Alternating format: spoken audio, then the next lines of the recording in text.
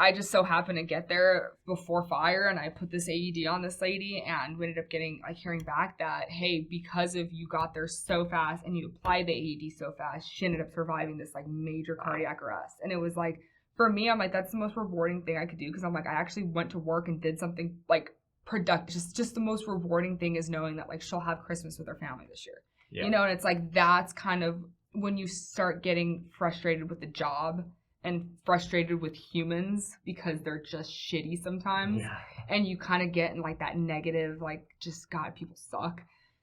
Having moments like that make you be like, damn, okay, see, my job is worth something. Alrighty, we are recording. Welcome, everyone, to the San Diego Patriots Podcast. This is episode 34. I'm sitting here with my friend Priscila. How you doing? Good, how are you? I'm doing great. And for those of you who are new to the podcast, it's really a platform aimed at bringing San Diegans together to share life experiences, lessons learned, mistakes that we've made, and more importantly, try to offer wisdom to the next generation. Hopefully to raise a couple of good, strong men and women, and not as many knuckleheads. So appreciate you contributing. Oh yeah, I'm happy to be here. Yep. And so you're born and raised San Diego. Born and raised San Diego. I grew up in Chula Vista. I went to San Diego State. So I've always been in San Diego. Right. And which part of Chula Vista? Over by, like, the Hilltop High area. Hilltop, okay. Yeah, that's where I went. So. Yeah. Well, I spent time down at the courthouse down there, and yeah. I mean, I'm San Diego born and raised myself, so love the area. Yeah. And for people who aren't from San Diego, Chula Vista is 100 feet from the border, basically. Yeah, it is. Yeah. And your family's Mexican. Yeah. So my mom's Mexican, so she was kind of a homemaker. She taught me and my brothers. I have two older brothers, and we all speak Spanish. That was our first language. And then my dad is white, and so I came out kind of looking more like my dad, but my brothers look like my mom. Right. And so we both speaking English and Spanish in the household, and my dad was a police officer for 30 years, so kind of law enforcement was in my family. Right. Yeah. But were they born here, or? No. So my mom was born here, and she was raised here. She went to Hilltop High, all that. Nice. She's been here.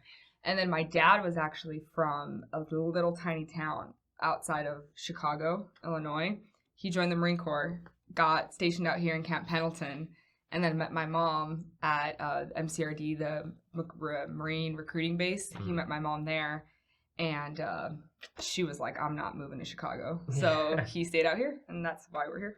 That's a good place to end up. Yep. And I think I mentioned to you last week, my family, my grandpa was Navy, and most families in San Diego, they ended up, coming from somewhere else and ending up in San Diego because of the military. Yeah. Not a bad place to end up in Coronado. No, it's definitely not. Well, I didn't grow up in Coronado. It would have been cool. Right. Yeah, ending up, like, now where I work after seeing different parts of San Diego, like, working in Coronado is really nice. Right. So your dad's from the Chicago area. Did he come out here? Did you have grandparents that were involved? Because I always like to get to know people's upbringing and kind of what shaped them, the good, the bad, and the ugly. Did you have grandparents around that helped shape you? Or yeah, what was so life like? my grandparents on my mom's side both were here, and same thing, Chula Vista. The household I grew up in, still the household my parents are in now, and it's about 5 minutes from my grandma on my mom's side. So I spent the night there all the time, like, was really heavy with my grandma on that side. And then my dad's parents, so my other grandparents, they were in Chicago, and they only have my dad and my aunt. So, and my aunt has no kids. So smaller family. Yeah. So my grandparents were like, you know what? Well, we can be out here, but we're by ourselves and we never get to see our grandkids. So they flew out here. And they ended up buying a house up in, like, the Poway area. Okay. And so my grandparents were always really close. They were Poway and then Chula Vista. So I saw my Poway grandparents a little bit less, just because they're a little farther away. But for the most part, we'd still, Christmases and all that, I'd still see them all the time. So. Right. And did you come from a religious family? Was that on both sides, or how was that? I did. I grew up Catholic. Okay. I grew up common in Mexican culture. Yeah. So I grew up Catholic. My grandma on my mom's side is very Catholic. Very, very Catholic. I wouldn't say I'm not Catholic now, but I grew up around the Catholic. Like, I would go to church. I wouldn't necessarily, like, get anything out of it, but I would go, and I'd sit there and partake. Reciting the text properly. Yeah, pretty much. Like, I had my first communion. I didn't do confirmation, but I did my first communion, and then I just kind of. So, yes, I grew up in a religious-ish household, but not. I myself was not religious. So, right. They had a moral compass that, Yes. The family abided by, Yes. but you yourself maybe were a little resistant in the beginning. I wouldn't even say resistant. It was just more so that I just didn't have a belief. Like, I think, and it's more like in the Catholic, the Catholic Church, they don't really talk about like your relationship with God. They don't like really talk about that. So I feel like I was religious, but I didn't really have a relationship at all, where I was like, okay, I pray when I need something. Right. But that's kind of like to the extent of how I felt about the Catholic Church. Like, I just wasn't really open. And my dad was not very religious. Like, he would go to, same thing, he would go to church with my mom, more so to please my mom and to please my grandma and stuff like that, but not because I feel like he was religious. And it's usually a community thing as well. So, even routine going to church on Sundays, but people in the church, family, friends, gatherings, birthday parties. It's that kind of community. Yeah. I wouldn't say that we weren't overly involved either. Gotcha. So, like, we would go, but we weren't going there as this. My grandma would. My grandma, She had her friends. She had her, like, little group. We would go, but I think it was more so just to establish, like, hey, we have a religious basis, like, kind of like you said, like that moral compass, right. But not overly. Like, it was just kind of something. I think I got more out of my parents. They were a little, not on the stricter side, but my dad, like I said, he was an officer for 30 years. So right. I believe growing up, my parents were a little stricter than my friends were. But now being a police officer, I understand why my parents were stricter, Yeah, so, absolutely. Yeah. And shoot, when I have kids, I'm probably going to put them in church and want them to 100%, be good 100%, people, yeah. Right? Yeah. 100%. At least it's religious school, I mean. Yeah. So. No, I agree. So interesting. Okay.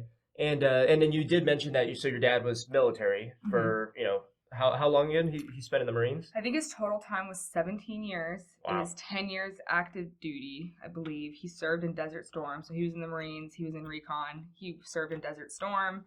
And then brutal time. Yeah. And then my parents got married very young. Right. Pretty much as soon as they got married, my mom got pregnant with my oldest brother. And then as she got pregnant, he got deployed out to Desert Storm. So he left. My mom was like this little tiny, like 110-pound girl. Right. He comes back after almost an entire 9 months, like almost missed the birth of his first child because he was in the war. And he got back, and then immediately my mom was like 50 pounds heavier with this big baby and everything. And so he kind of jumped right into fatherhood.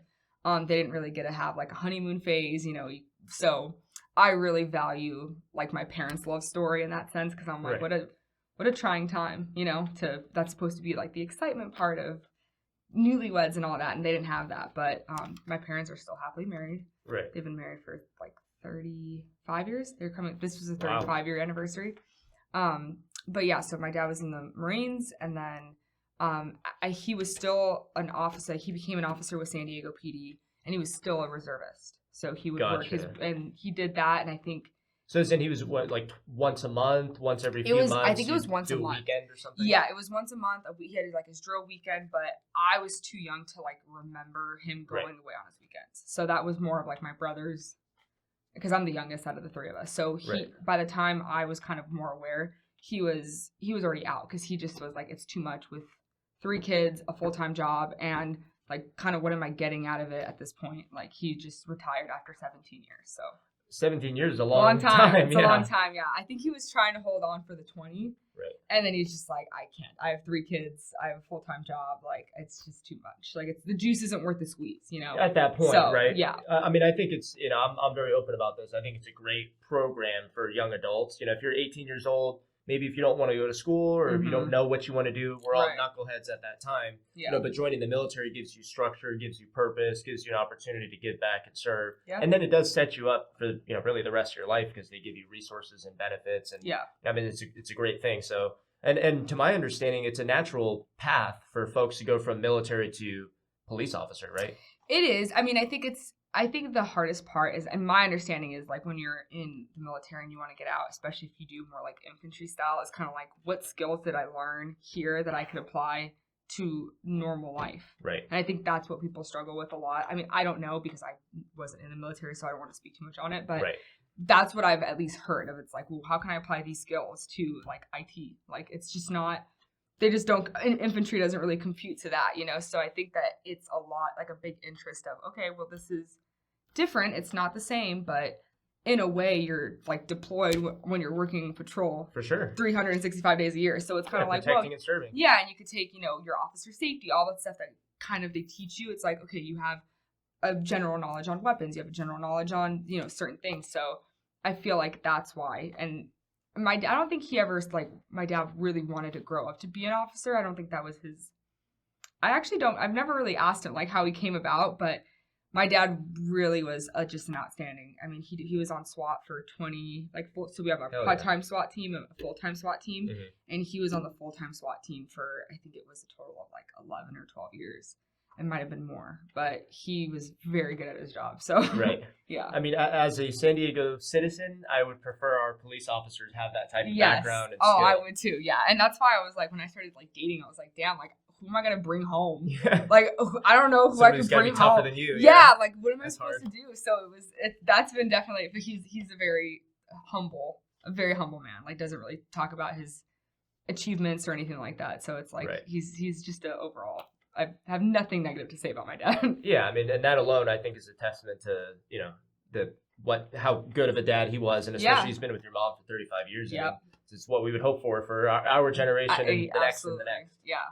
So, okay, so your dad was a police officer. Did you have other family members who were police officers, or? So yes, I did. So my mom's brother, he was at the DA's office. He initially started off at Chula Vista PD. I don't know everything about his like background, but he was Chula Vista PD, and then at one point he ended up going over to the DA's office to be an investigator there. Right, DAI. A DAI, yeah. Right. And he was a DAI for I don't know his entire like resume. Right. And so, but I do. He was in law enforcement, and then his son, so my cousin, got into law enforcement. My older sibling, so I have two older brothers. My older brother Bobby, he has been with National City PD. He started off at San Diego, and then later on he ended up going over to National City PD. And then my sister-in-law, so his wife, she didn't start off in law enforcement. She started off as a bank teller and then met my brother and she became a dispatcher. And then, a lot of times dispatchers sometimes will be like, well, I want to take the next step. And so she's also an officer as well. And then I'm trying to think of who else. I have an uncle who works for the Department of Justice. So law enforcement is kind of all over my family one way or another. So yeah. Right. Would you say that your family was like patriotic growing up?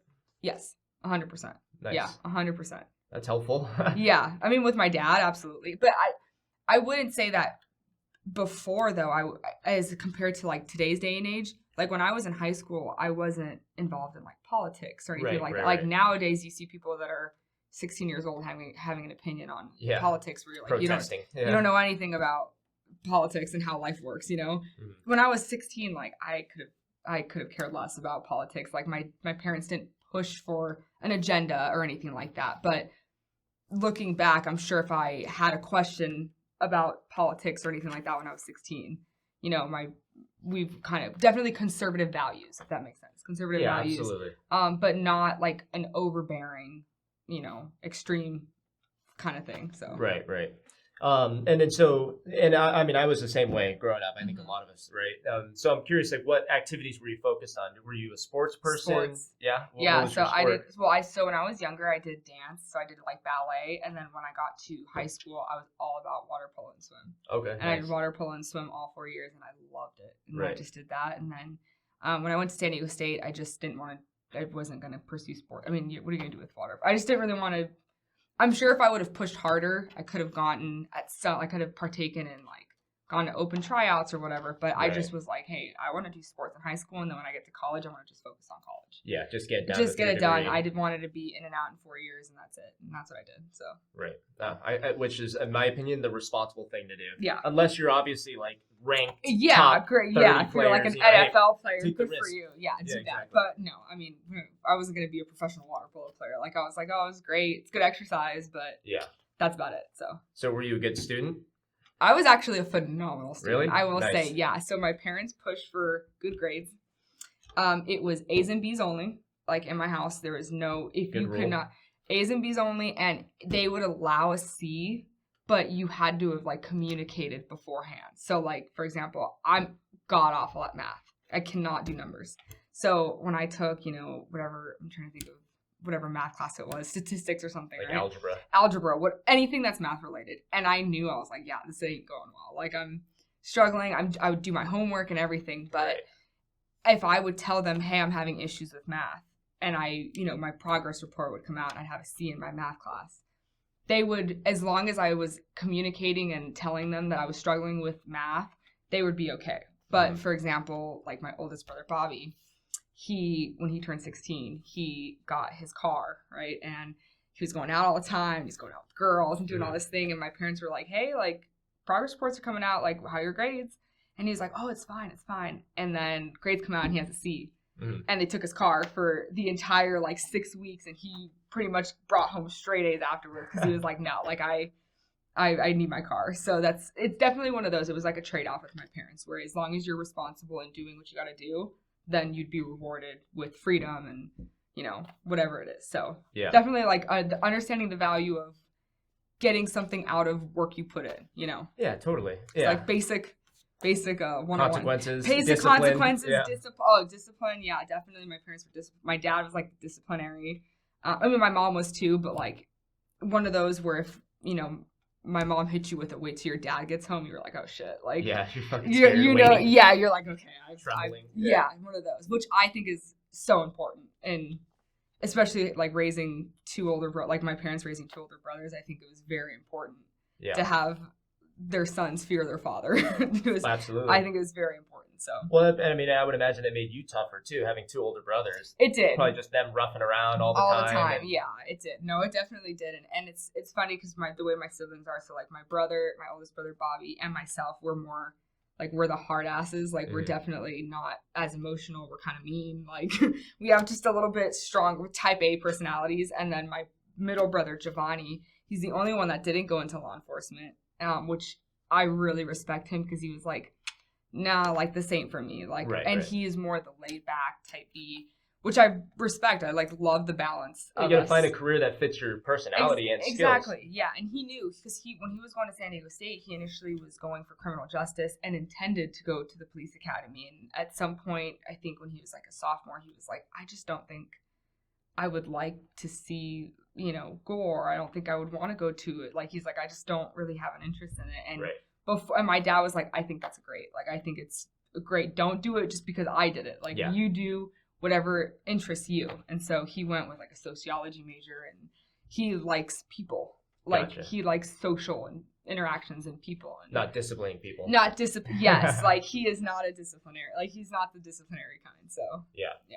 So last question on your childhood. Did you get into any trouble? I mean, basic trouble here and there. Like, I think I ditched school one time in high school. One time to like go hang out with a boy or something. I did do that, and of course they found out. And I was like, they took my phone. I don't think my parents were as hard on me as they were on my brothers, but I also think my moral compass was like much stronger than my brothers. Like, I just wasn't like mischievous at all. I was the kind where I'd stress out about if I was doing anything I wasn't supposed to, I would stress out about it myself. It's a good sign that your parents did something right. Like my brother Bobby, he was like the pusher of the limits. You know what I mean? Yeah, like he would definitely be the kind where he'd be like, oh, let's see what I can get away with. Like, and so I did, here and there, but that was to the extent of, I was a very like. You didn't want to get in trouble. No, I didn't want to get in trouble. Yeah, I have a very good relationship with my dad, so I would have like that fear of like disappointing them.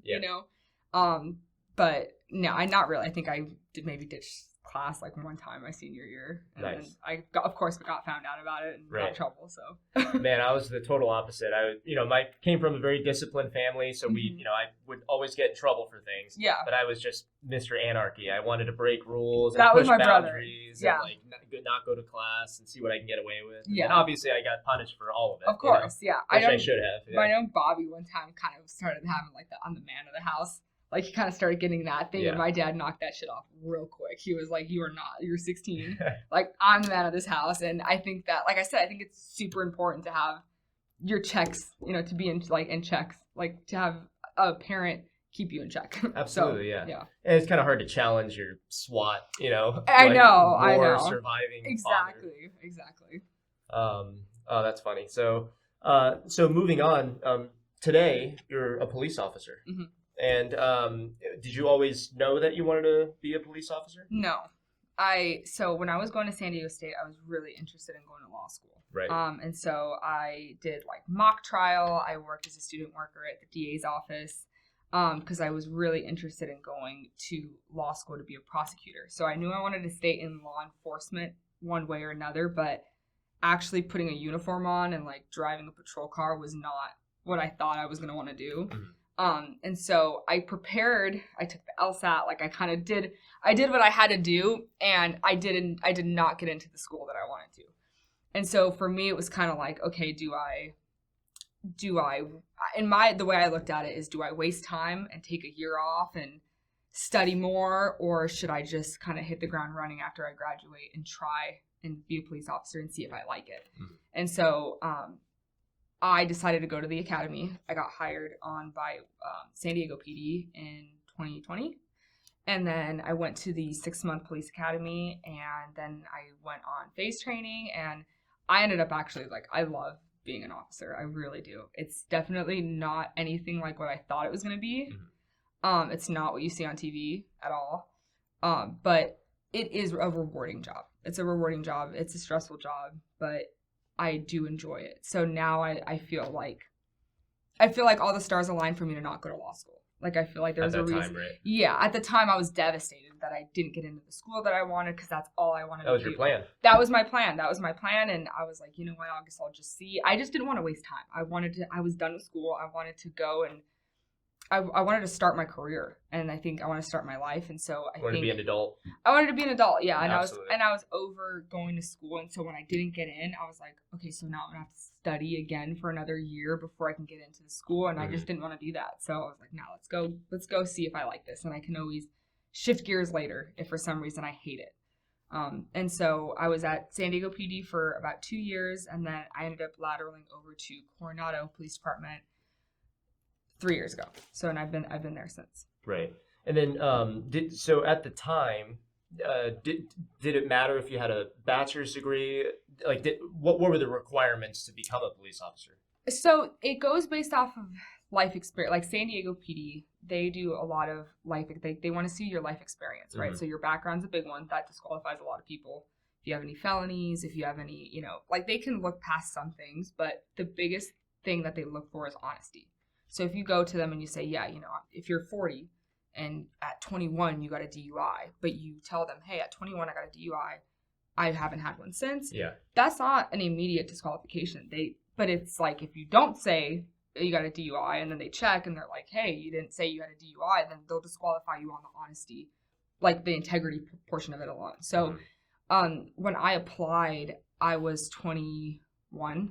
I think I was barely legal to like even hold a gun, right? So they don't necessarily love to hire really, really young people, like 21s that are barely able to actually get the job, just because you don't have that much life experience, right? Yeah. You're 21. You think you do, but you're fresh out of college. Like, that's not... You're an immature adult. You're immature. And I realize now why, like when I was in it, because I definitely was immature at 21. So it depends. They do like military. They like military because they brings a lot of structure. You're used to taking orders. Exactly. All that. And it's like a paramilitary organization, right? So it's not as structured as the military, but you do. It's yes sir, yes ma'am. Like, the academy it's not a live-in academy. It's a 6-month academy. It's Monday through Friday. It's very early out. Like, I think it's 6 to 4. It's physical. You have a lot of physical parts. So it does mimic parts of the military. It's not as intense as the military. It's kind of a mixture. I like to say it's a mixture of military and college, because you have to study laws, you have to study, elements of crimes, you have to study tests, you have all these things, and then you have like DTAC, which is like the defensive tactics portion, and then you have shooting, which is like another portion, and so you're tested a lot in different ways, and so thank God. Yeah, and you should be well-rounded, right? And like there are people that fail out of the academy, and then that's okay, because it's like. But so they got into the academy, but then during the academy they got qualified out. Correct. Right. Yeah. So, and I actually I'm almost failed out because I stressed myself out. I stressed myself out so much on one of the shooting portions of it, which I'm very good at shooting a shotgun.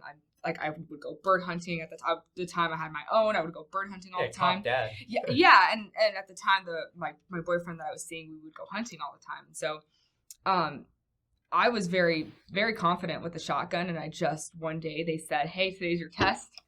And I just got so in my head and so frazzled about it. I failed like immediately, like right off the bat. First shot was like completely off the paper, way off. And at that point, they were like, okay, well, you retake it. And if you retake and pass, great. If you don't, you fail out. And I was like about to graduate the academy. So I was stressing out like that whole week. So I'm like, I almost just wasted 6 months. And it's over something that I know I can pass. Right. You know, and just so total mental. It's all mental. And I think after that, I realized I'm like, I am my own worst enemy sometimes. Like I'm stressing myself out over something I can easily do, you know? So I think it's that aspect of it too, of the mental aspect of like, are you over it? Like there's some people where, you know, they're in their 40s going through this academy and it's very physical. So some people will be like, I'm over the physical part of this. Like it is 6 months of you PT like almost every single day.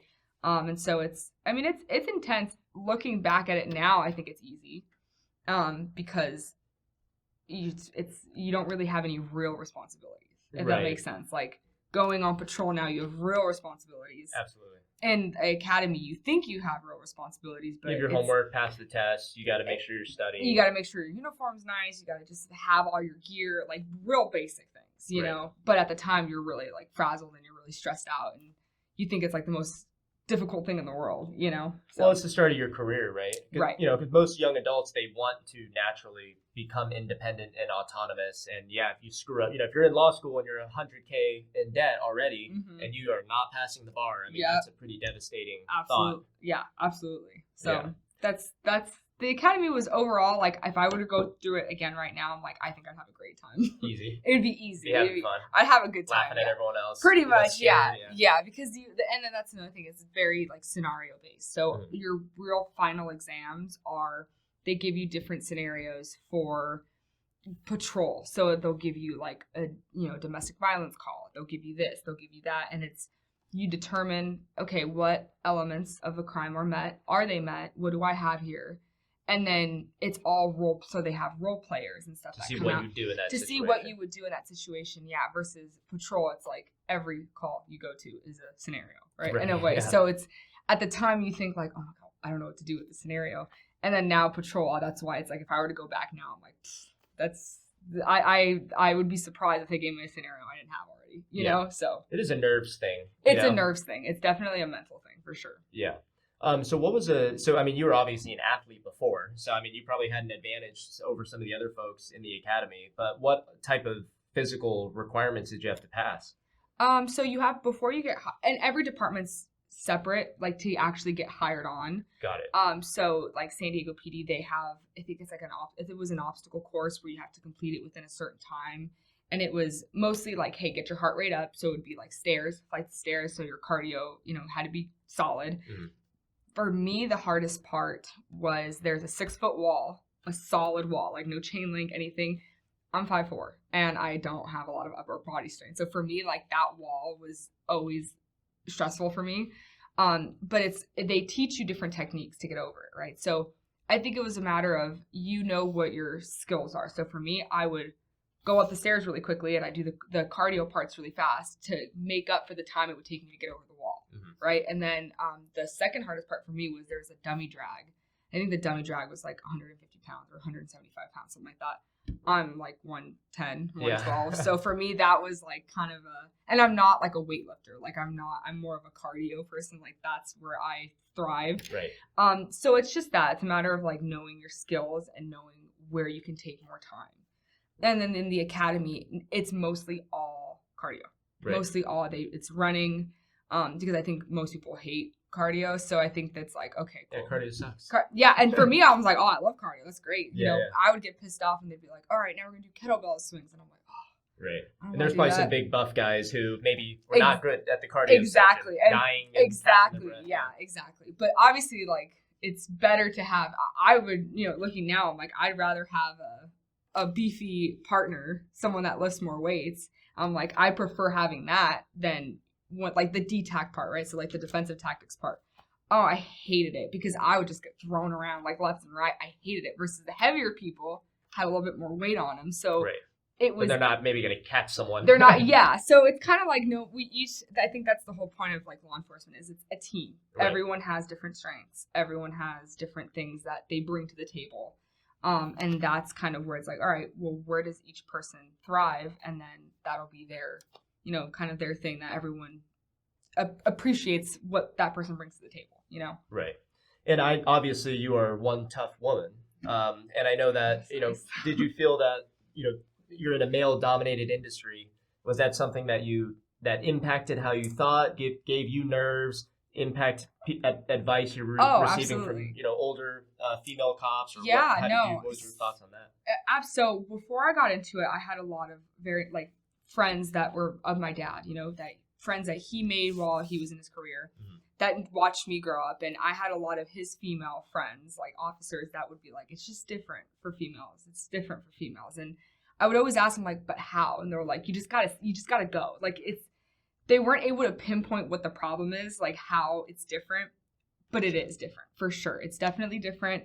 I think it has to do also with like personality. So kind of when we talk a little bit more about like what I learned for me was, like I said, I was 21, I was super immature, and I'm going into this male dominated job where like for me, it shot my ego up way more than I think it should have, because I was like, damn, like I can actually do all these things. Yeah, like you're a badass I think now. Yeah, and I felt like for me, I'm like, I'd never done a quarter of the things. So for me I was proud of myself, and it's okay to be proud of yourself, but to be humble as well, to kind of keep it to yourself. Right. When I, you know, started going on patrol, and I was like, oh my God, I'm like doing all these things that is really like, I just never thought I'd be capable of doing.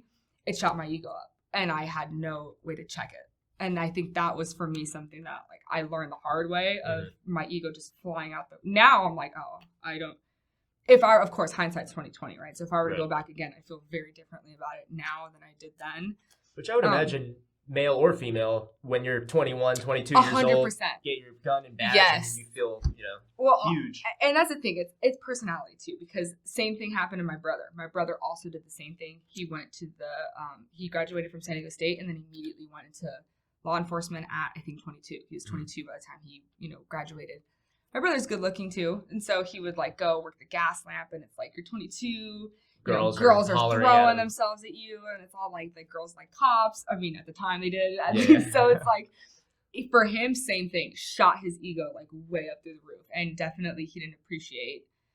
You know, he had a girlfriend at the time that he didn't appreciate and stuff. Like just certain things that it's like you kind of not lose touch of reality a little bit, but you definitely have to, if you have a certain personality too, and you're 21, you kind of have this big ego now.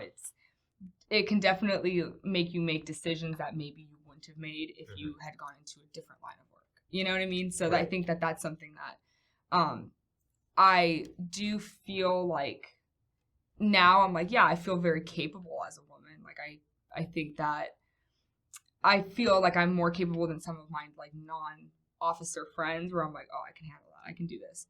But I also really value like something that I really value femininity as well. And I think that there's a very important element of still being feminine on the job, and like knowing kind of your place as a woman on the job, where it's like, hey, I know I can't take a man. Like, I know that. I'm not going to sit there and pretend like I can kick some big ass guys. Like, I just know that I'm not physically capable. I'm not. Right. Same if you're a small guy. Exactly. Maybe you're not going to go into a one-on-one fight with a 7-foot Exactly. dude. And I think that some people think that they're like, oh no, it doesn't matter. Like, I'm just as capable as you are. And it's like, we're just not built the same. So that would be ego as well. I mean, you could get yourself hurt or your partner hurt if you're coming in thinking you can handle something you can't. Right. And so that's something that I think is like I never felt that way at the beginning, but maybe a little bit, maybe more for sure. Like, I thought I was more capable of doing things versus now I'm like, no, there's just no way. Like, I wouldn't take that guy. Like, I'm going to wait. Because I just know I know myself. I know I'm not that heavy. I'm not that strong. I'm not, I'm smart and I can make good decisions. And I know that. But at the same time, there's only, when it comes to physical things, you have to know your limits, Right. So. And you're passing the same tests as everyone else. I mean, you're not asking for a handout or the bar to be lowered for you to be in there. No, not at all. And I think that that's important, because it's like, I do think women in law enforcement, I do think is really important, because there's definitely been times where, you have a really rowdy group of men or a rowdy group of women, or, sometimes it's just the gender of the person handling the call that'll either, sometimes it makes the situation worse, but sometimes if you know them, it'll make the situation better. So like when I'd work in Logan Heights, there would be times where my entire male squad would show up and they would get the guys all worked up. Like if the situation's already bad, it would get shittier. Got it. But then a female shows up and you start talking to them and kind of being nice, they'll be more respectful, right? And diffuse it a little bit. Diffuse it a little bit where they'll be less likely to act out. They'll be less like, just kind of maybe almost that presence of like, oh, there's a lady present, you know, like certain things. So sometimes it helps. And then there's also been other times where you have like, you know, drunk females and the female officer shows up and they don't want to have a female officer tell them what to do. And, you know, a lot of times it's alcohol fueled, but still, nonetheless, it's like, it depends on the situation. But I do think it's really important, you know, if like sexual assault victims, sometimes they want to prefer to speak to a female. They don't want to talk to a guy. And oddly enough, though, sometimes you also have female, like, I think when they're full of shit, if you have a female press them a little bit, they get pissed off because they're like, oh, like the guy wouldn't press me. Got it. You know what I mean? He would just believe me. He would believe me, right? Because he doesn't want to get in trouble for like pushing versus a female. If I'm like, I call bullshit on that. Like I'm gonna ask you a couple more questions. But sometimes it's just you get a feel for people. I guess that's the thing, is you get a really good feel for people, and then you figure out like when to bring more femininity to it, when to be more of a hard ass. You kind of figure out like it's all about. I mean, really is de-escalation. They talk about all the time. Sometimes it's just talking, and it's the way you talk and your delivery, and that's like 90%, I think, of your job. So right, and it's important to have, like you said, have both, you know, male and female cops for the different scenarios. Right. So maybe if you're the closest female cop and they were like, hey, we actually need you on this scene or in this situation to help mediate things, and obviously that's, you know, the goal is less harm on the police officers and the culprits / people in need. Yeah. And so defusing the situation makes complete sense to me. Yeah. And then, like, for example, like little things like it's not like necessarily I could always like remove them if I'm told to, but like I carry pink handcuffs, and it's like just by choice. Just by choice, yeah. I used to have them in October for like breast cancer awareness, and then I just kind of kept them, and I get so many compliments on them all the time. Wow. Like people love. I think I've had so many people come up to me like, I just love seeing like bringing a feminine aspect to law enforcement, and I feel like just it's been, mind you, I'm also in Coronado, so it's like I think people love law enforcement there, so they might not feel it's a very patriotic island, so I think it depends on where you're at, but I've got like a really great response instead of where someone could also say, oh, it's unprofessional. Right. It just depends depends on how you look at things, right? Yeah. I love having it because I think it's really important to know. I'm like, hey, I'm in a male dominated job, but guess what? I'm a very feminine, like I like my girl things. Yeah, it's what you bring to the table. That's what I bring to the table, and I like it. It's not harming anyone. No, it's not harming anyone, and that's where it's like I don't really, you know, I don't care if it's. People are always like, oh, how do guys feel when you put pink handcuffs on them? And my answer is always, I'm like, they're behind them, so they can't see them. Right. Like, I just don't know how that makes sense. For my enjoyment. It's for my pleasure. Thank you very much. Yeah. So yeah, that's how I feel about it. Yeah, very cool. Yeah. And then so you started off at SDPD, and then you mentioned, was Logan Heights your first? What do you call it? District or territory? So when you get off pretty much, yeah. So when you get out of the academy, San Diego, you go through 4 different.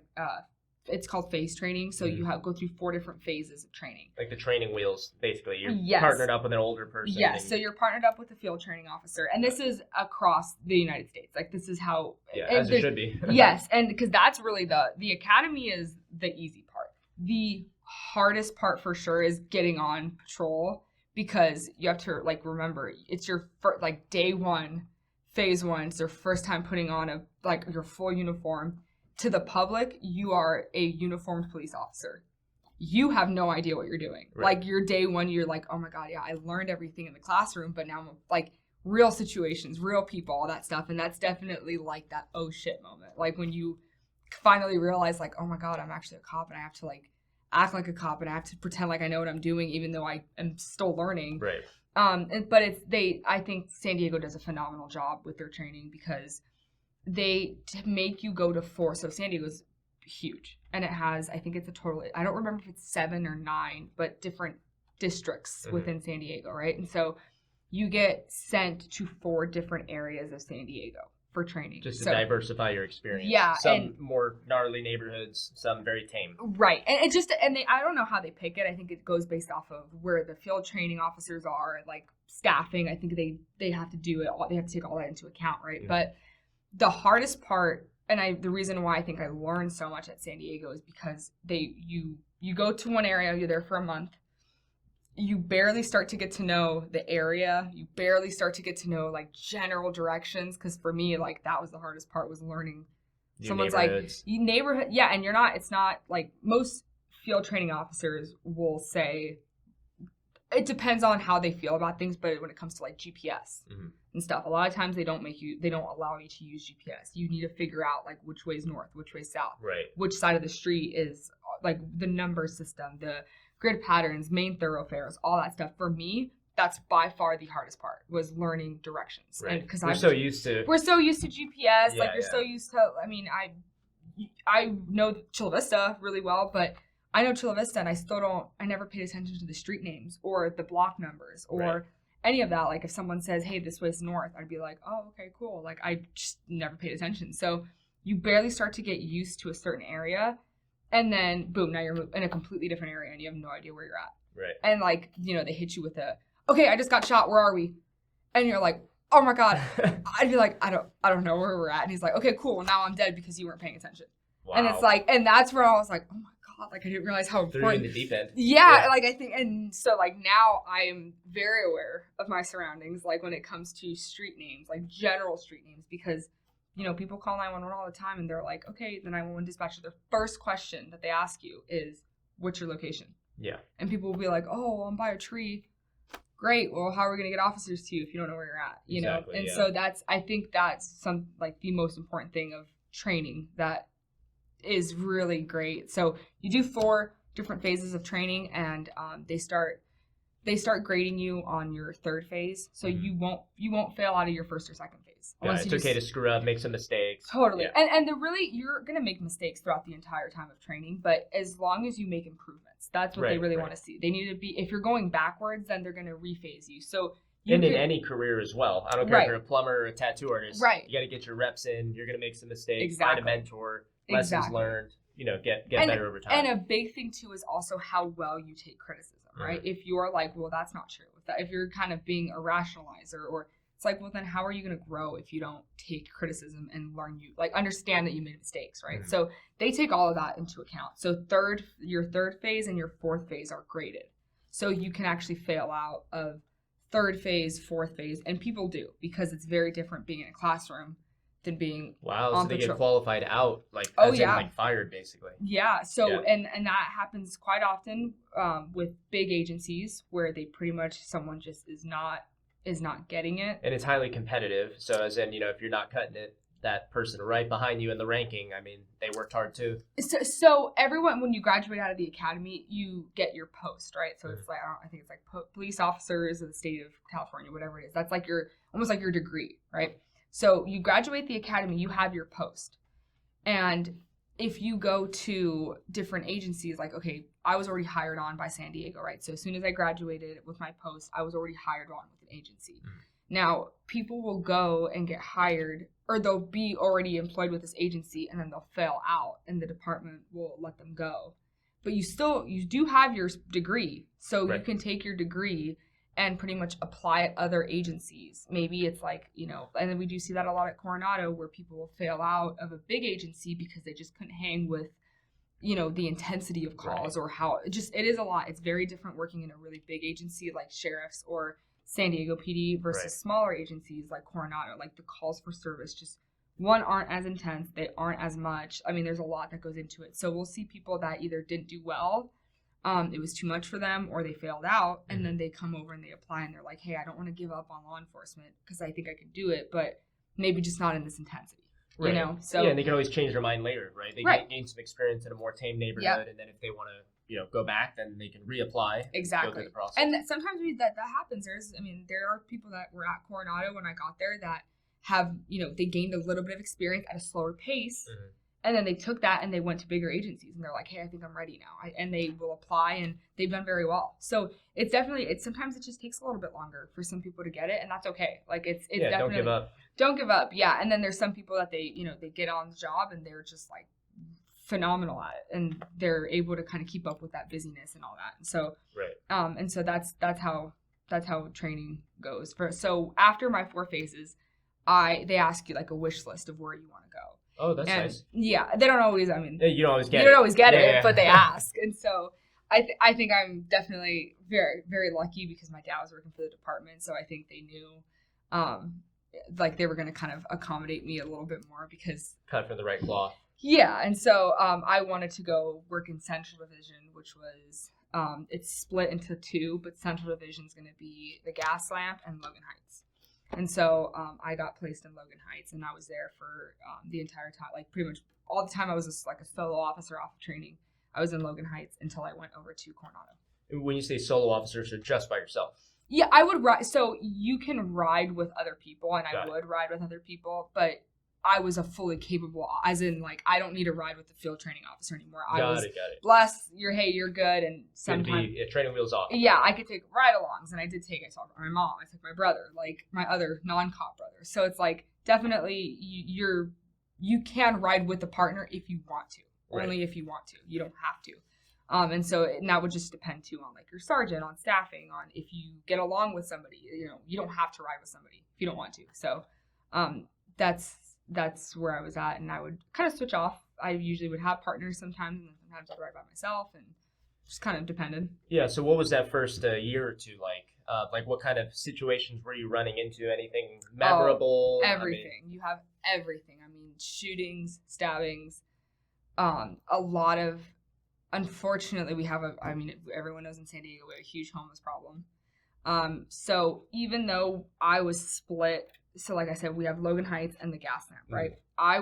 My beat was Logan Heights, kind of off of, I don't even remember the exact areas now, but if you kind of know like Main Street, kind of where like the Navy, like 32nd Street is, like all of that area. So that like was Barrio Logan. Barrio Logan. Mural exactly. So area. That was like that was my beat. Like that's where I was assigned to. So as in if a report call or a call comes out in that area, pinged to you. It gets pinged to you. You're the first officer that gets sent to it. Now, doesn't mean you're always going to be the first one to get there because someone could be closer, but meaning if there's any paperwork that's coming from it, that's yours. That's your paperwork. That's going to be your thing. But at the same time, we have so many calls for service in San Diego, especially Central Division you would log on for your shift and there would be 50, 60 calls all day. And you have some way of prioritizing. Hey, obviously I need to go, cat in a tree. Okay. If we have time, but. Exactly. Yeah. So they're prioritized. And that's done for you, just for my own curiosity. So you log on to the computer, and then on the computer you have it like pretty much it's associated by like beats, and then it'll have like priority. It'll say priority 1. 0 is like right now. Yeah. Like that you need to get there everything you're right doing. now. Even if you pulled someone over for speeding, you would have to immediately. Yes and no. It just depends on like if you have someone in your car. There's the thing about law enforcement is just everything is liability. Right. Everything is liability. And it's a lot of decision making on an officer. And I think that's why they don't usually want to hire someone so young, because sometimes when you're young, your decision making isn't phenomenal. Yeah. And so. That is really like all your job is making decisions and having officer accepting risk and knowing where it's like, hey, if I make the wrong decision here, this is going to come on me. Like this is going to come down on me. And so that's really why, like a lot of times, not so much in San Diego, the dispatchers are phenomenal in San Diego. Coronado, sometimes we see that like the dispatchers, they don't necessarily know, hey, is this a crime? Is this not a crime? And they just send it to the officer because they're like, they don't want the liability of making the decision. Right. Versus like, hey, you guys feel it out. You figure this out, like kind of, versus dispatchers in bigger agencies are a little bit, they're just get more repetitions in, right? So they're able to be like, oh no, an officer's, that's not a crime. That's not this. That's not that. But it really comes down to discretion. Same thing with like writing tickets. That's officer discretion. It's up to you if you want to write a ticket. It's up to you if you like traffic stops. Like those are up to you if there's your discretion to do. And when you started, the body cams were already a protocol. They teach that in the academy. And when I was in the academy, they teach you like part of your grading scenario is, okay, did they activate their body cam per policy, depending on, so, every policy is different, but some of them will be like, hey, did they activate their body cam en route to the call? Did they activate it, within 30 seconds of arriving to the call? It's not on 24/7, but it's like, okay, you're about to engage in a situation, you're called, you're driving over, turn it on. Yeah, you're about to talk and it does backtrack. It backtracks, so depending on which ones, but like most of them, they backtrack 30 seconds. So they're technically constantly running. Oh, got it. Because sometimes it does happen where an officer will be like getting their coffee or something. I mean, you don't see it super often, but then someone just like out of nowhere, like, does something crazy and they turn it on where it's like, okay, great, now we'll backtrack 30 seconds to whatever it is that happened 30 seconds ago. And that's the thing, is you're also in charge. Like, you have to think about so many different things, like the car, for example, like the way on a traffic stop, the way you position your car, the way your wheels are turned. Like, there's kind of like the military is, there's a reason for everything that you do. Right. And like, I wasn't in the military, but I know that they say like everything that you do is for a purpose, right? So like in a traffic stop, you position your vehicle, like your wheels to the left, because if you're in the middle of a traffic stop and then a car will hit the back of your car, well, instead of your car slamming you and hitting you or the person in front, now it's going to go to the left, right? So it's and that's just like one little thing that you have to think about, apart from the radio traffic, and then someone's talking to you while they're talking to you. So you're like trying to safety. It's all about safety, and it's multitasking. It's multitasking at its finest, and you have to figure. And I think it's so overwhelming, like incredibly overwhelming. Yeah, especially that first 2 years. Oh my! Well, when you're in phase training, it's just, and that's the thing is, like, let's say they're talking to you on the radio, right? They're telling you stuff, and you have to acknowledge it. Well, when you're in training, you're having like a huge conversation with someone. Either maybe there's a fight going on, whatever it is, you have whatever that's actually in front of you, and then you have the dispatchers talking to you in your ear. And if you're not answering them, okay, great. Well, now they're going to have an emergency tone and send officers like lights and sirens to you because you're not answering your radio, so we think you're hurt. Right. And it's like, and then you feel bad because you're like, oh my God, I just wasn't paying attention. Right. So I think you learn real quick to be like, all right, I got to start listening to this. I got to start dealing with this and prioritizing like what's important here. And so I think that's over time, it gets easier. It gets easier. We're to the point where people will be talking to you and like, yeah, I'm listening to you, but I'm listening to this. And I'm doing, I'm also taking notes for your report while I'm thinking of 4 different things. So it's like, it's just multitasking. It's really that. So driving and looking at the computer and listening to the radio and doing all that. So like navigating.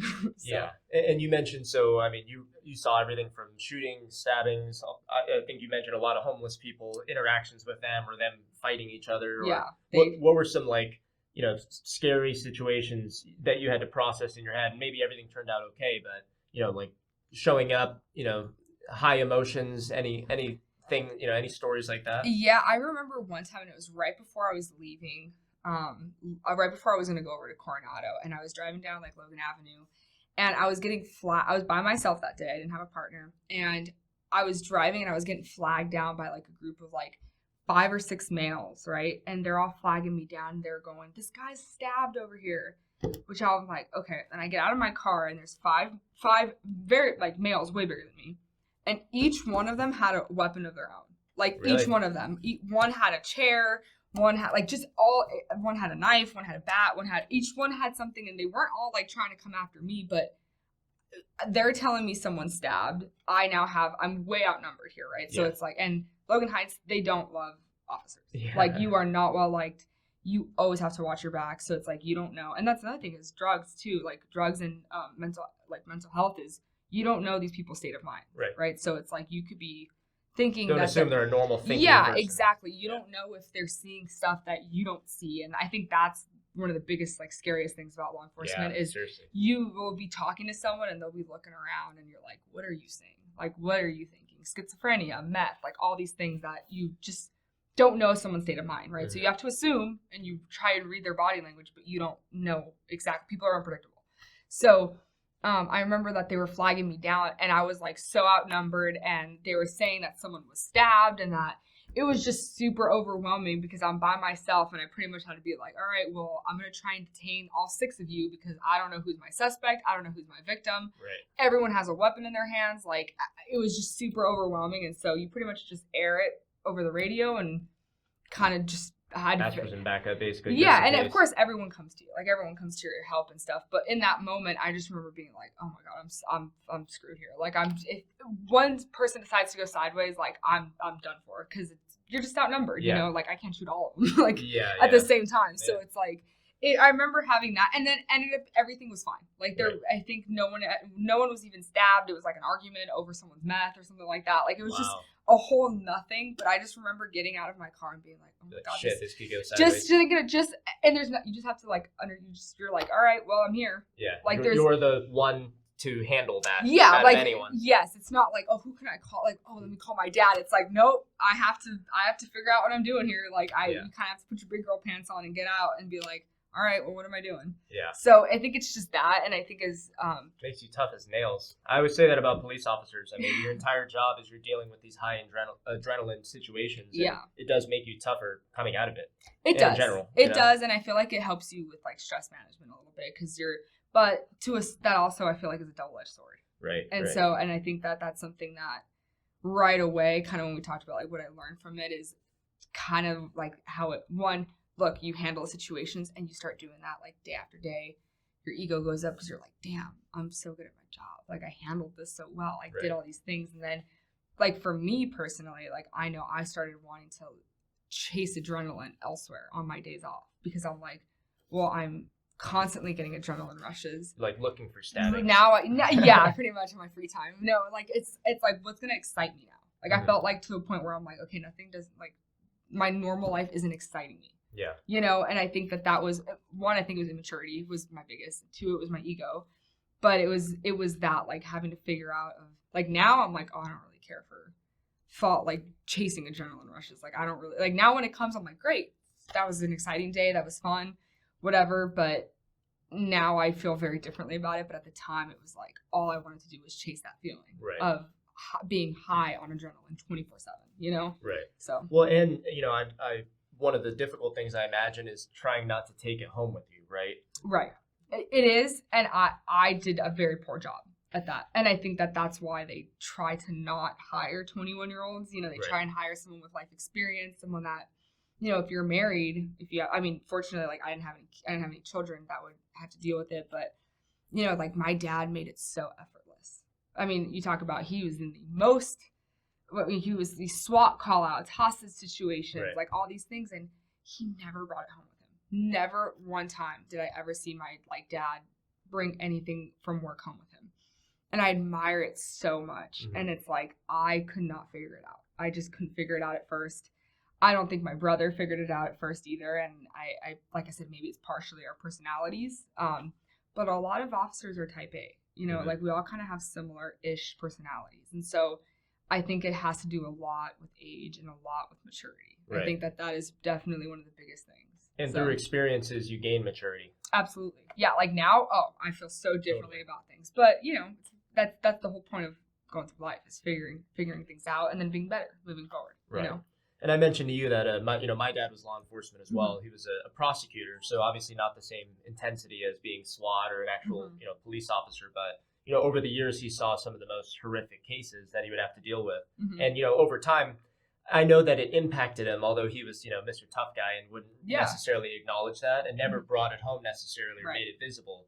But I know that that's something that a lot of men in his era and younger still go through today where they kind of just, zip their mouth about it. And sometimes that's a bad thing and sometimes it's a good thing. But it's something that I'm grateful I don't have to experience. And I know it's a super thankless job being a police officer. So you guys are doing a lot for the community. And every time that, I've called 911 once or twice in my whole life, one because I saw something on fire. But obviously you guys are dealing with that, every single call of your shift. So it's brutal. It is, but it's also a very rewarding job. Right. It's also, there's times where you don't save people's lives. I mean, and I just had, this is one of the first times that it ended up being that I just so happened to get there before fire.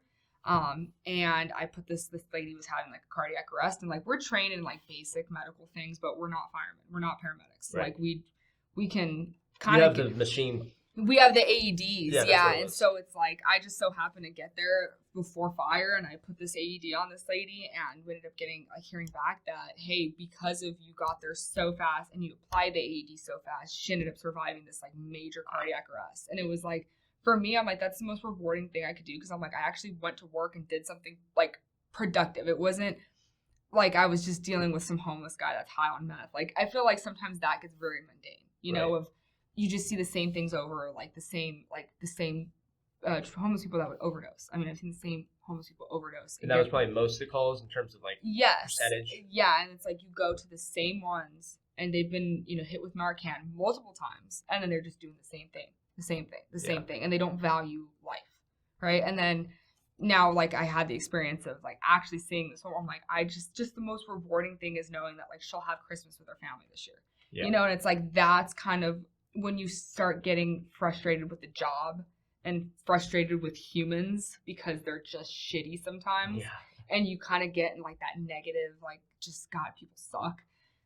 Having moments like that make you be like, damn, okay, see, my job is worth something, and I feel like I'm doing something productive, and it kind of is that like self-gratification of like showing up to work every day and knowing, you know, you don't know what your day's gonna look like, and I think that is an exciting part of the job, and why people like it, because it's like you don't know what you're going to get into. From 1 minute you're just chilling, you know, on a report call, and the next thing you could be at a stabbing somewhere. And it's like that is an exciting part of work, because you just don't know where it's going to go, you know. So it is a rewarding job, and I do love it. I do like it. Yeah. So. And I would imagine most do.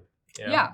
I mean, I think most people feel probably how I feel about it, where you have days where you're like, why did I choose this job? You know, you have days, but that I think everyone has that. Any job has.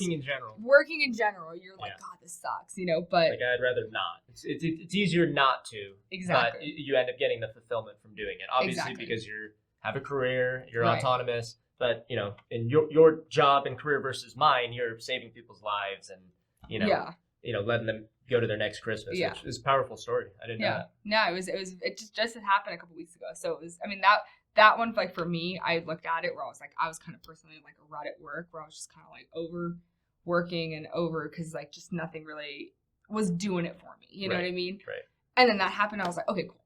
I'm so happy I would do this job, you know? And I think that's kind of what you live for, I think, too, in law enforcement. I think you live for like your next like high of the job of like, God, the ups, not the downs. The ups, not the downs, Right. So. And you made a comment earlier.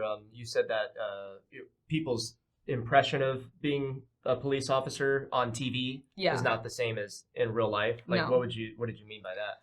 I think just like the situations that you deal with. Like, I'm not so much now in Coronado, but like I never thought I was going to be dealing with like so many homeless people. Yeah. Like you think I just never. Maybe it's because I was a little ignorant. You know, my dad was very like, he sheltered to the point where he didn't want me, you know, if I said I wanted to go to a party here, he'd be like, well, let me look at the address. Let me look at the area. I don't know the parents, you know? So like, he took care of me to make sure that I wasn't like exposed to a whole lot. Mm-hmm. And maybe that was more for me of, you know, but on TV, you see crimes, like you see murders and how they kind of run the scene of crime sometimes. And it's usually way more chaotic than what it actually is, like than what they show on the TV. So it's like 90% of the times you show up and you don't have the first idea of what you're going to. Right.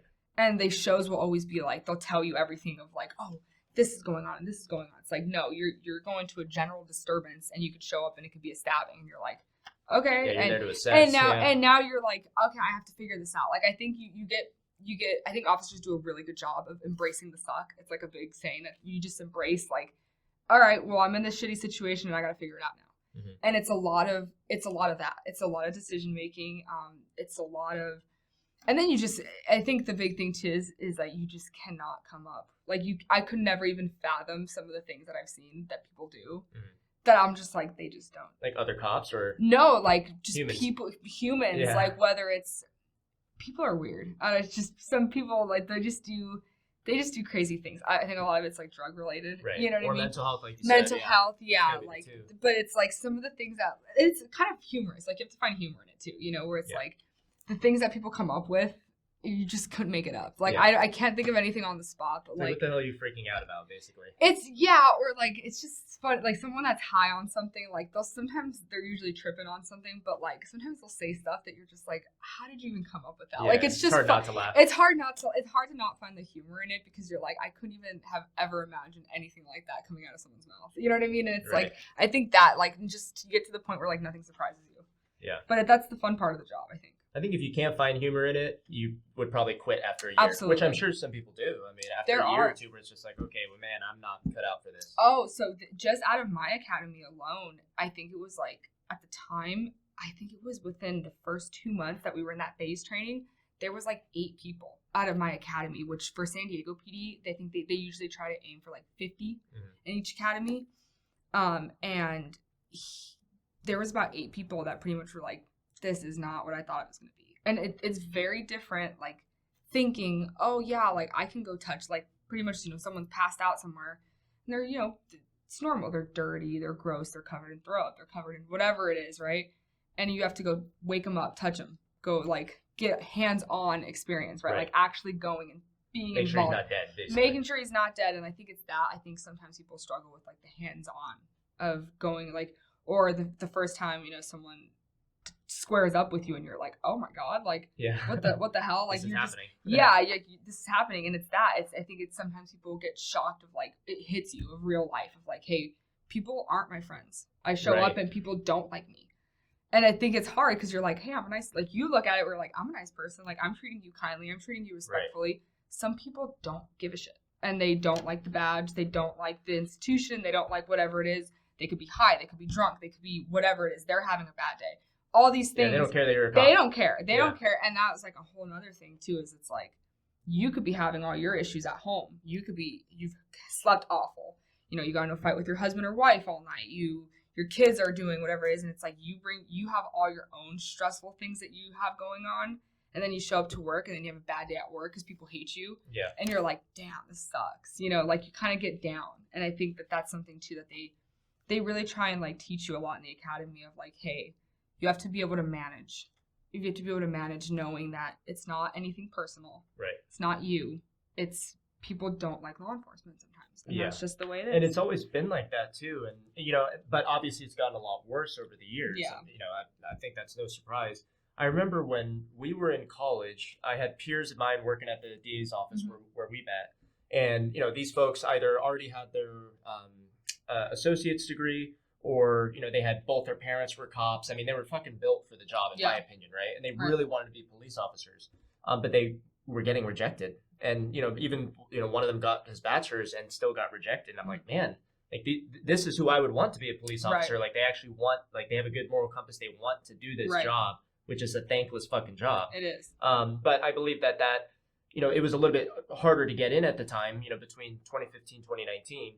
And then I think nowadays it's a lot. There are less people applying, I would imagine, because it just seems like our culture and especially our generation, knucklehead kids, just have like the worst impression of cops. I mean, that had to have been difficult on you and your peers. I mean, do they teach you about that going into it? I'm sure your parents were teaching you. Absolutely. Well, I think it's that. My dad always told me too. He's like, law enforcement is like a pendulum. He's like, you're gonna have highs where people love you, and then stuff's gonna happen, and there's gonna be lows and people absolutely hate you. He's like, you see without it even knowing you. Without even knowing you, yeah. And it's like, we had like Rodney King. People hated cops, right? And then George Floyd.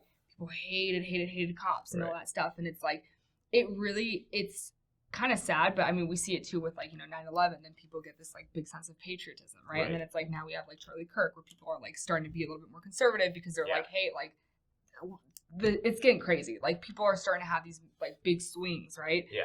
And so that is very similar to how law enforcement can be. When I got hired on, George Floyd had just happened, so it was like peak. I was gonna say like the worst. The worst of being in law enforcement. And I know, like, personally, I don't remember if I was in the academy. I think I was in the academy when it happened, so I wasn't like actually seeing patrol, like how it affected patrol. Yeah.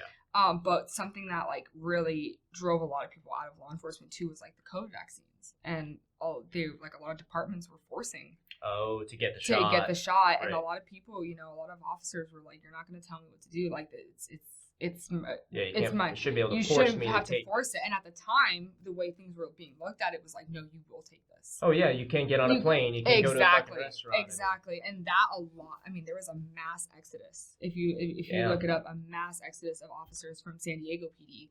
Wow. And I think that with George Floyd and the vaccine mandate, it drastically made. I mean, they had a huge hit of officers because people were like, "Fuck this! I can go get a job." You know, people that are well qualified. Yeah, pretty. And it's true. It's like, I can't tell you the times where I'm like, why did I pick a career where I work graveyards, where I'm up for 12 and a half hours, I'm up all night, I sleep like shit on my weekends, it ruins my social life, I eat at random times because one day I'm eating at 3 a.m. and then another day I'm eating at 7, and it's like, there's definitely moments where you're like, why did I pick this career that is so demanding? And it's like, what am I really getting out of it? You know, I think you have to ask yourself that all the time. But then kind of how I told you, it's like you have your days where you're like, okay, you get the highs. Yeah. You get the highs, right? But during that time, I mean, it's probably a lot of lows. Yeah, and that's like, is it worth it? Exactly. And that's then, you know, with people not wanting to be cops, it affects recruitment. Yep. And when it affects recruitment, well, it's like, well, should we lower our standard to get more people to apply? Should we? I don't even think, and I don't know if this is still true, so I don't want to like. I know at one point, I'm almost positive at like San Diego, you don't even have to be a U.S. citizen anymore to be an officer. I know that was happening in other states. Yeah, I think, and I'm almost positive, I could be wrong, but I'm almost positive you don't have to be a citizen. And I look at it where when you go through a background, they come, like background detectives will come, they'll come to your house, they'll check your house out, they'll talk to your neighbors, they'll ask your neighbors, you know. And it's like, for me, I looked at it where I'm like, okay, someone that, let's say they grew up in Mexico, because obviously we're right by the border, they're not going to go down to Mexico and talk to these people's neighbors. And, you know, for all we know, this could be someone that was, you know, selling drugs all throughout their middle school. And why is it that I had to go through this background, that I had to have my neighbors talk to, that I had to do all these things, but they're just going to let this guy slide? Right. And it's like, you know. Seems like added risk. It does. You add risk, and then you have less qualified officers, which is very apparent when you're working patrol, because you're like, dude, how did you get hired? Like, right, yeah. How, you know, and it's, I think it's that when I said it's all about, it's the risk of the job. You not only driving, but driving is a big aspect. A lot of officers are killed in driving incidences because you are driving. That's your office. You're driving for 10 hours, 12 hours, depending on your shift. Usually speeding during emergencies. Speeding during emergencies. Yeah, you have to, like, when you're going code, you have to drive with due diligence, right? You have to clear intersections and do all that. But guess what? Adrenaline sometimes kicks in. Sometimes you're thinking, oh my God, my partner's getting their ass kicked. I'm going to get there right now, like, no matter what, because you want to. So you have the emotional aspect of it, of the job too, right? And it's all about, and not even to mention, like, the whole use of force, right? You have a whole belt of tools that you have to know. Your use of force matrix. You have to know when it's appropriate, when you can, and you know, sometimes when you're in a situation, officers make poor decisions too, because they you know, the stress and all that. So it's there's definitely a lot that goes into it. There's a lot that goes into just the day-to-day, especially in a big agency like San Diego or Sheriff's Department, where it's really busy. So well, it makes sense what you said about the, you know, pendulum that swings, right? Because for me, I mean, you know, like I said, my dad was always law enforcement. I worked at the DA's office. I had tons of, you know, people who were either cops, sheriff, investigators, you know, you name it. And so it killed me during the whole defund the police, you know, activist campaign, basically. And I get it, right? There are some cops out there who are on a power trip and, you know, but to my understanding, from what I've heard, if there's a cop who's breaking rules or acting unethically, usually they are a bunch of complaints from other officers about that individual. Yeah. So it's like, it's not like, people have this impression, when I would argue with my friends at the time, people have this impression where it's like, okay, they're just looking out for each other. Like, you can go beat up someone and everyone's going to hide their camera. Which is just not true. Exactly. Yeah. It's like it's near impossible to get away with that nowadays. It is. And also, you can't, if you do act like that, it will, even if you get away with it a few times, it'll catch up to you, right? Like, your peers won't want to watch your back because then it's going to risk themselves. And so there's all these different, you know, misunderstandings, I think, about, you know, law enforcement and police, that I think the media has just done a horrific job, you know, to our country in general. Because again, it's a thankless job. I mean, we should be, you know, paying for your lunch and, you know,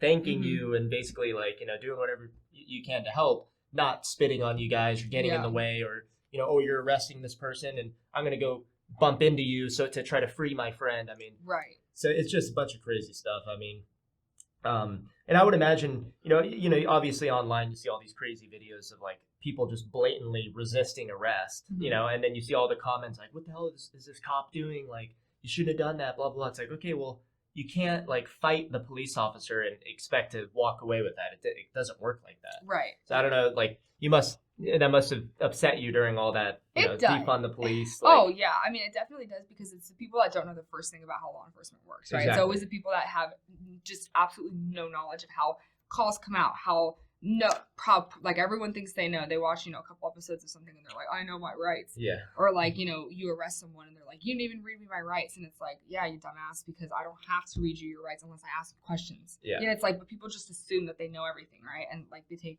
especially it's usually the people that go to college and, will sit there and be like indoor children. That'll be like, I took a political science class, and it's like, okay, great. Well, guess what? I know, like the people that actually know their rights, hardcore criminals. Yeah.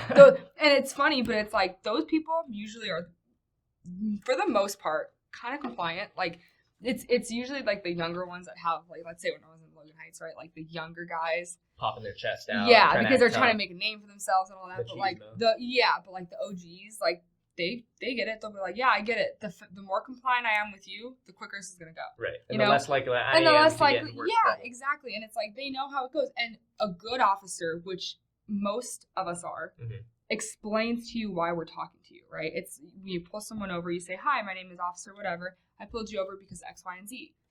Most of the times, good officers are going to explain themselves, why they're talking to you, what they have, what was their reason to. So, for me, if I'm like, hey, I need to talk to you real quick, come here. You're being detained because a suspect description came out and you match that suspect description. I'm not making that shit up, right? Like for me, I'm like, you think I want to sit here? I was in the middle of getting my coffee and I got interrupted because I had to talk to you, So it's like people think that I think the assumption is that officers want to jam you up with stuff. Yeah. And that's just not true. It's the opposite of the truth. It's the opposite of the truth. Not be in that risky situation. Yeah, exactly. And because that's the thing is every time too, like you run the risk. For me, like, if I think you're doing something wrong and I don't say anything about it, that's my ass on the line now. I'm going to get written up. If for some reason you get written up for something and I didn't say anything knowing it was wrong, that's like, they ask you that basic question, like when you're even getting hired, is, hey, if you see someone committing a crime and it's your partner, what are you going to do? Yeah. That's like the basic 101 of it. Just because someone can or someone else is doing something else doesn't mean you should allow it, right? And they teach you, like, if someone's, and it doesn't really happen as often, but they also teach you too, if they're like, hey, if someone's going and using excessive use of force on something, you have I'm supposed to intervene. And like sometimes, if you're a peer officer. Yeah, so like I mean, no, I've never seen it, so I'm sure it happens. Right. I don't think it happens as often as people assume it does, as the media tells. Yeah, but like, let's just say someone's going, like an officer's going ham on someone, right? They've saw red, they, got in a fight with their wife, now they're getting out all this anger with this fight or whatever, and it's like, hey, you're going you're going overboard. You have like a right, you have to intervene. It's like in most people's policy to tap them out and be like, hey dude, you need to chill out. You're kind of going overboard.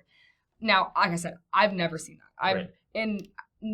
Never have I seen all these calls that are really critical. I've never seen someone go overboard to the point where I'm like, damn, that's crazy. Like you're getting carried away.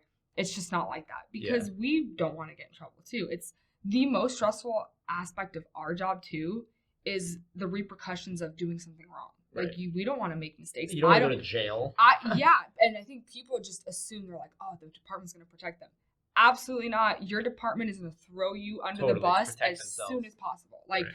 And that is if you see any like police podcast, if you go across all, it's always your department that will not support you. Right. Your department is not going to want to deal with the public. They're going to throw you to the wolves. Very rarely have I seen like sheriffs come out that say, our officers did absolutely nothing wrong. We're going to stand by. I mean, you see it in you see it in like Texas. You see it in certain, some of these rural areas a little bit more. Yeah. You do see it, but California, no, you don't really see it that much. They're not going to support you. So it is what it is. But that's, I think, is officers have to look out for themselves, because if you're not looking out for yourself, then who is? And that's why you do everything as best you can by the book. And obviously we all make mistakes, right? And you learn from those mistakes, but that's another reason I think a lot of people our age don't want to get into being a police officer, because it seems like you could do everything right, and if it looks bad on a 5-second video on the internet that went viral, then all of a sudden you're gonna get metaphorically hung. Just absolutely. For the department looking out for themselves. Oh, I won't get into it, but I myself have been I'm exonerated of internal affairs investigations where I did nothing wrong, but just because I was there and someone saw something that they were like, well, this officer did this. I was in a whole investigation, and just to ask a couple questions, like just questions, did you see this? Did you see that? But for me, I'm like, I'm stressing out thinking like I did something wrong when I didn't do anything wrong. But it's just that added stress of like, now I have to worry about not just going to my day to work my normal shift of patrol. I have to also go to an internal affairs investigation where I'm questioning if I did anything wrong when I know I didn't do anything wrong. And that's added stress. It's just added stress. Yeah. And I don't blame anybody that decides to leave law enforcement, because I'm like, in what other world would I have to be critiqued this hard? Like, in what other job would I be this critiqued, this watched? Like, it's just all eyes on you 24/7. And that can definitely get old, for a long career, it can get old. So what, for younger folks or older considering becoming a police officer, what piece of advice did you have for them? Number one takeaway. Definitely for younger. I think for me, I can speak to the youngers. Just kind of how I saw it with my brother, how I saw it with myself, kind of how I said that. It's gonna boost your ego. It is. You're gonna feel really proud of yourself if you accomplish everything, especially if you, like someone like me, where you didn't know you were capable of doing certain things. Maybe not for military, because like I said, I'm talking for like college graduates, sheltered, more people that are like, hey, I think I can do this job. Let me see if I can do it. And then you go and you exceed, and you just, do everything and you pass everything and you're actually really enjoying it. I think it's keeping your ego in check. I think that's my biggest thing that I wish I would have told myself. Or if I could go back, is that it's keeping a humble approach to everything, and also that the job is not everything. The job is not the most important thing in the world. And I had a very hard time saying that. For me, it was just the job. That's all I cared about. I definitely, it hurt like my personal relationships. It hurt relationships with like a little bit with my family, just because I became so egotistical and so career driven. And I think that is something that is very easy to get wrapped up in, because you're there for long hours. You're there a lot. You work, the overtime and all that stuff that you can get with it. It's a great career. It's a very rewarding career, but to just like err on the side of caution, to always be self-aware of what you're doing. And it's very easy to get wrapped up when you're, lack of sleep, when you're stressed out, when all these things build up. And I think it's just that constantly having someone to keep you in check too. So I think that would be like my biggest takeaway. Check the ego. Check your ego. Beware of your ego. Beware of your ego. Don't let it get in your... Yes. It can cause problems. Yeah, be confident. Be very confident, but do not just keep your ego in check. Yeah. That's it. I love that. Yeah. And obviously we're both American patriots. Why do you consider yourself a patriot? What does that mean for you? I think for me is I just really appreciate, especially kind of like my dad, what he's given to this country for me. I feel like so many people don't appreciate what was given for their freedoms, and they just expect to be free and don't realize what has been put into where we're at today. And that pisses me off a lot. And so I think for me, like, I'm such a patriot, because I see all the sacrifices that were made on individual scales. And there's millions of people that gave their life, that gave their time, that gave, so much that goes into where we're at in America. The American experiment. Yes. And I just feel like it's never been more important to value and appreciate what was given more than right now, because there's just so many people that don't even see it, and they just expect everything. They think this is how the world actually is. Yes. Versus, I think you and I would both share the idea that the default of the world is kind of barbarism. It really is. Yeah. It takes a lot of sacrifice and structure and social cohesion to have this agreement. Yes. And that's why we have, relatively compared to the rest of the world, clean, safe streets. We do. We absolutely do. And it's like, people don't understand what a gift it is to have all these freedoms. I think it's that you compare yourself to many other countries in the world that, women don't even have a remote ounce of a right.